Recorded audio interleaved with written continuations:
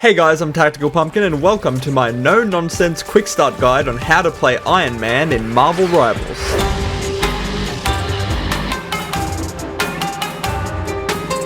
Okay, so real quick before we jump into an overview, I want to show you that I do actually have a lot of playtime on Iron Man, and all the information I'll be sharing today is purely based off my own experience on what has worked and what hasn't worked.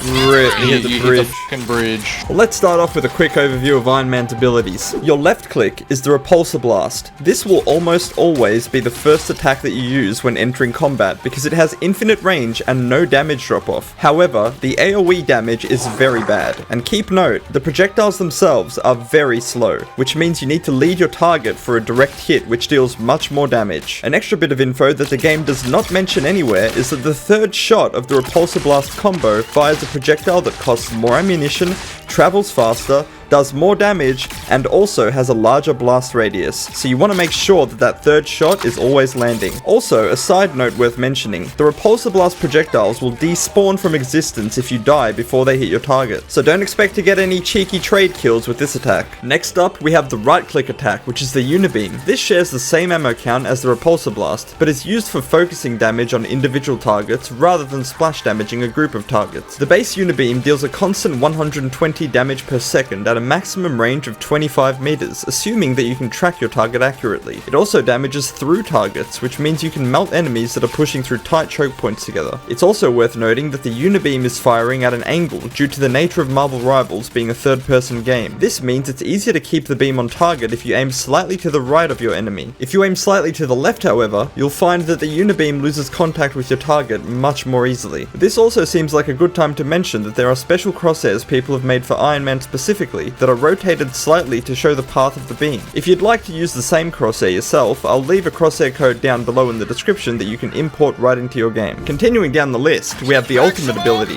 the Invincible Pulse Cannon, a ball of death that does 1000 damage instantly, which is usually enough to one-hit every hero in the game. I have a love-hate relationship with this ult. It felt broken and overpowered when the game first came out, but now that everyone has developed crippling PTSD from this sound cue, Maximum Pulse! And most players above gold are very good at countering or avoiding it. Get down, Mr. President! The Iron Man nuke is much harder to use effectively now. Let's take a look at some of the ways it can be avoided. Alright, here we go. Captain America deflects, Strange blocks, Hulk blocks, Magneto blocks, Venom evades, Groot blocks, Penny cancels, Thor evades, Hawkeye evades, Storm evades, Punisher evades, Magic evades, Black Panther evades, Hela evades, Black Widow evades, Squirrel Girl evades, Moon Knight evades, Scarlet Witch evades, Spider-Man evades, Namor evades, Star-Lord evades, Winter Soldier evades, Iron Fist blocks, Wolverine, well, he's just Wolverine, Psylocke evades, Mr. Fantastic absorbs, Rocket Raccoon evades, Mantis cancels, Loki blocks, Luna cancels, Cloak and Dagger evades, Invisible Woman evades, and finally, Jeff can also evade. So remember, when playing Iron Man, you will certainly have moments where you get no value from the pulse cannon, and yes, your team will crucify you for it, but don't let that discourage you. Most people have no idea how clunky and avoidable the Iron Man ult really is. Here are some examples of what can happen when it's just simply not your day. This is real firepower! Maximum pulse! Maximum pulse! Maximum pulse! Maximum pulse! Oh, they cook, bro. Maximum pulse! Oh, What?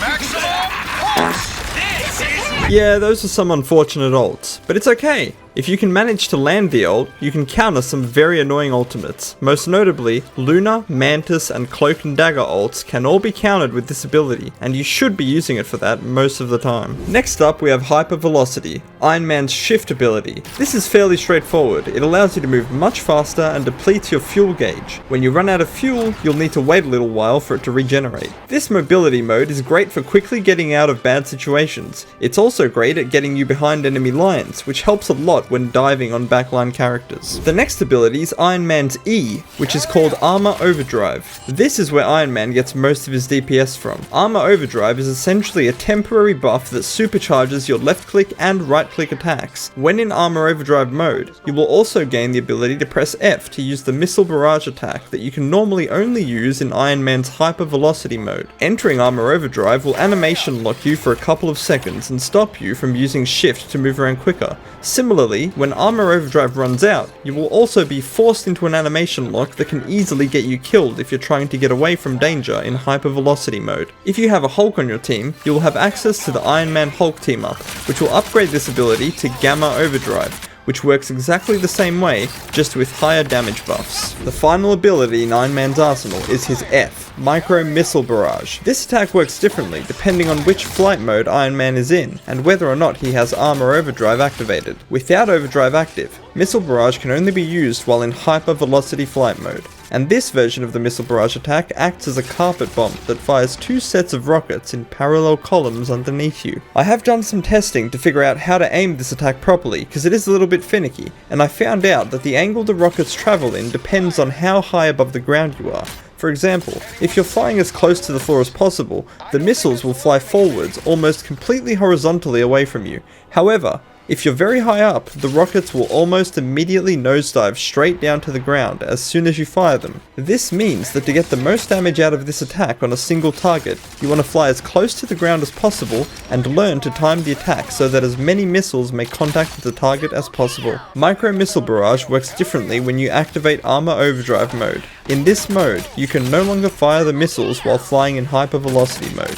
Instead, you can now only fire them while in regular flight mode. Furthermore, you can aim them much easier now, as the rockets will generally fly to wherever your crosshair is aiming. I recommend almost always opening your engagements with this missile barrage, because assuming you're within about 10 meters of the enemy, most characters will lose around half of their HP just from the missiles alone. And you can begin using your unibeam before all the missiles even land, making for some disgustingly quick time to kill when you pair these attacks together properly. Okay, now that we have a solid understanding of Iron Man's arsenal, I'm going to go through each of the talking points that I wanted to touch on, split into a few different categories, starting with playstyles. Before I get into the playstyles themselves, I want to mention why it's important to have a few different playstyles at your disposal, especially for a character like Iron Man. To get good at Iron Man, you're gonna have to get good at dealing with the characters that counter you most, because lots of them are commonly picked, like Hela, Hawkeye, and Punisher. The truth is, while many teammates will insist that you swap off Iron Man the second the enemy team has a Hela or Hawkeye, you will never be able to get the practice you need to get really good at him if you do that. From my experience, in 90% of my matches, there will be either a Hela, Hawkeye, Star-Lord, Spider-Man, or Punisher on the enemy team from the start of the game. So I would actually be locking myself out of playing Iron Man most of the time if I were to listen to my teammates. This is where the playstyles come in, because to deal with those characters who counter Iron Man quite well, you need to change the way that you play him. I have won games against triple hit scan before on Iron Man. It is doable, and the more time you spend learning how to do it, the less you will need to worry about facing them on the enemy team. The first playstyle I want to talk about is the Distant Nuisance. This playstyle is all about dealing chip damage from a safe distance and using your teammates as human shields against characters like Hela, Hawkeye, and Punisher. I've found that the best way to do it is to stay close to the ground behind your team,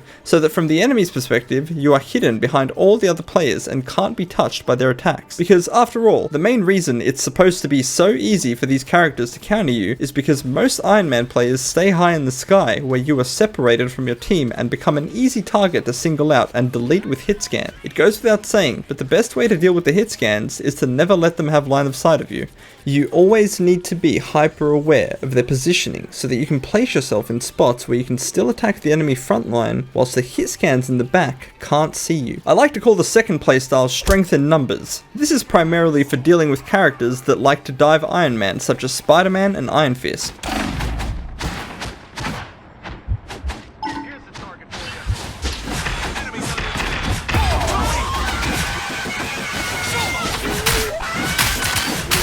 but it's also just a good playstyle for ensuring you're getting healed by your supports. Oh, and for the record, of all the characters in Marvel Rivals, Spider-Man is definitely my pick for most annoying to face as Iron Man. He has a combo that stun locks and deletes you in seconds, which is even worse if he's teamed up with Venom. But anyway, the best way I've found to deal with him, and Iron Fist, is to place yourself in the center of your team whenever you know that you're about to be targeted. This means holding down your control key for dear life and grounding yourself inside of your team. This forces Spider-Man to dive your entire team if he wants to target you, which usually will result in him being destroyed by your teammates. It also works the same way against Iron Fist, who will not be able to single you out if you're surrounded by teammates. You're also very likely to get healed by doing this because your healers won't have to look up in the sky to heal you. Another tip I like to use when I'm being dived on by quick characters is to shoot the ground below you with repulsor blast. It sounds odd, I know, but a character like Spider-Man is so difficult to hit that most of the time I find I'm better off just splash damaging him to get him to back off. I like to call the third and final playstyle the Iron Rat. This is all about becoming an absolute rodent of a human being and flanking the enemy team constantly to dismantle their back line. It is probably the most challenging of the three playstyles, but also the most fun and rewarding if you can pull it off. It works best against support characters that don't have out of jail free cards, such as Luna Snow and Mantis. Map knowledge also plays a big part with this one because knowing all the different flanking routes and destructible parts of the map allows you to get around the enemy team much easier. Timing and patience is also very important here. You want to attack the back line while the enemy team is being pressured from the front, so that the attention is shared between you and the rest of your team. Otherwise, they will almost definitely turn around the second you attack, and you will be deleted, no question about it. Also, when you flank the team, ideally you take out their healers first, using the Missile Barrage Unibeam combo so that the rest of their team can't be healed. Those are the three playstyles I like to dynamically cycle through during matches, depending on the situation I find myself in. Moving on from playstyles, it's time to get into the next part of the video. Mindset. Mindset is critical when playing Iron Man. In the process of trying to learn this character, you will absolutely get bullied by keyboard warriors in the text chat, people who don't understand that Iron Man can be played effectively against a hitscan team, or people who think that the amount of limbs you have is the only way to measure your impact on the game, people who flame you for having low damage at the end of the match. DPS is already the most criticized role in the game, so combining that with any of those aforementioned scenarios is a recipe for disaster. I find that the best way to decide whether or not you should switch off Iron Man isn't to let your team bully you into it, but to evaluate your impact on the match. Not your damage output, not your elims, but your impact. Depending on how you choose to play this character, Iron Man can be a very low damaging hero, while still having a major impact on the game. For example, if you are primarily flanking and killing supports with the Unibeam, two things will happen. Your damage output isn't going to be as high as the Punisher who's unloading into the Hulk and Strange at the front line, and nobody on your team will be able to see you making plays because you will constantly be on the flank. Combine low damage with your team not seeing you around most of the time, and the inting and throwing accusations are going to start flying like it's nobody's business. But by taking out supports, it is very likely that you are having a bigger impact on the outcome of the game than that Punisher is, because without supports, the rest of the team usually falls apart very quickly. While we're on the subject of mindset, let's talk a little bit about psychological warfare. If you have played competitive games like Valorant, CSGO, League of Legends, or Overwatch, you should already know that half the game is won or lost through psychological warfare, and there are ways to take advantage of that fact. In my time playing Iron Man, I have found that for whatever reason, a good Iron Man is far more likely to provoke enemy players into swapping to counters than most other heroes in the game. I guess there's something about being taken out by a flying nuisance that is particularly frustrating to deal with. The way I see it though, the more you can tilt the enemy players who are trying to counter you, the better your chance of winning the game. I've had countless experiences where an enemy has swapped off of their main to go Hela, Hawkeye, or Punisher just to try and target me in particular. At first, I was very annoyed by these players, but now it works to my advantage, because these players want nothing more than to kill me in particular, which makes it incredibly easy to bait them into tunnel visioning on me, whilst the rest of my team walks right by them. I've lost count of the amount of times I'll be sitting behind my entire team and the enemy Hela will try desperately to shoot past all of them to take me out, whilst my team just obliterates her for free. I've decided that it's a vital part of the Iron Man strategy now, doing everything in my power to tilt one or more of the enemy players until I become the HVT or high value target. Sometimes I will literally spawn camp players who I suspect of being frustrated at me just to provoke them into tunnel visioning onto me for the rest of the match. The last thing I want to mention while still on the topic of mindset is Iron Man beef. This is a real phenomenon that occurs in at least 40% of my games. It's not uncommon that I do well in a match, and then one of the enemy players decides to swap to Iron Man out of spite. And I'm not exaggerating when I say every time this has happened, and I mean every time, that decision has been the downfall of the enemy team. And I'm sure this happens with other characters too. Like someone will get tilted that they keep dying to Hela, and so even though they barely play her, they swap to try and diff the other Hela. But I feel like it hits different with Iron Man, because as it turns out, Iron Man is actually one of the best counters in the game against himself. And when someone who rarely plays him tries to diff someone who always plays him, it is just a slaughter every single time. Usually, what I do if someone does end up swapping to Iron Man against me, is I will flank and get a kill on them, and then from that point onwards, I will internally keep track of roughly how long it takes for him to respawn and start heading back to the fight. I will then hide in some stupid spot between his spawn and the front line, and when he flies past, I beam him in the back, then while I wait for him to respawn again, I'll attack the enemy back lines for a bit, before rinsing and repeating the process over and over again until he swaps off Iron Man, which from my experience usually happens by the 4th or 5th time they are killed when leaving the spawn. Okay, now moving away from mindset, we've arrived at the final segment of the video, tips and tricks. This is where I cram all the little nuggets of info I've gathered that I didn't mention in any of the other sections. Alright, first tip, strafing. When playing Iron Man, the way you strafe while shooting is very important, especially when facing hit scans. If you are strafing like this, side to side, stop right now. It's gonna get you killed. The best way to strafe is to keep the direction of movement unpredictable. You're playing a flying character after all.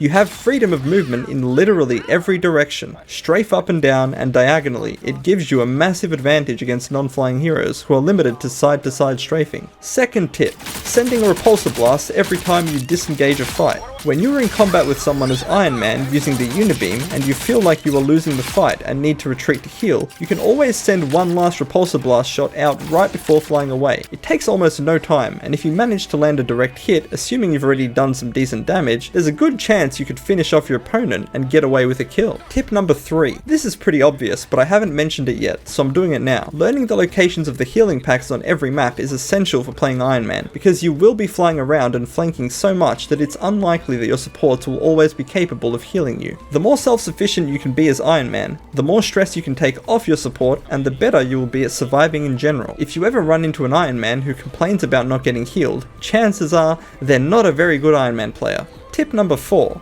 Magneto's ult can and will delete your maximum pulse. Make sure if you are matched against the Magneto, you only ult after he's already used his, or you wait until he's respawning and you use yours while he's not there. Tip number 5. Hide close to the enemy spawn at the start of defending rounds in convoy matches. This gives you early info that you can relay to your team, gives a fantastic opportunity to attack the backline, and if the enemy team has a Strange who decides to portal on point, you can warn your team ahead of time, and you can damage the entire enemy team as they jump into the portal to make their push even less successful. Tip number 6. Using third person mode to your advantage. Knowing how to abuse third person mode is essential with Iron Man, because you can fly.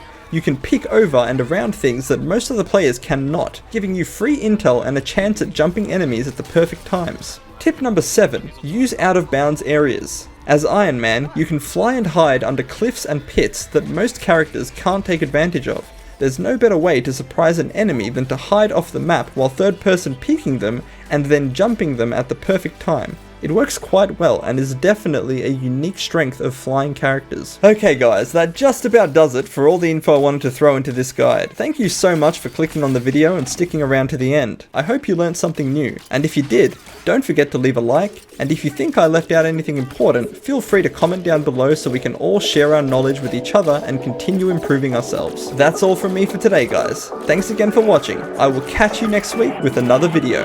Goodbye.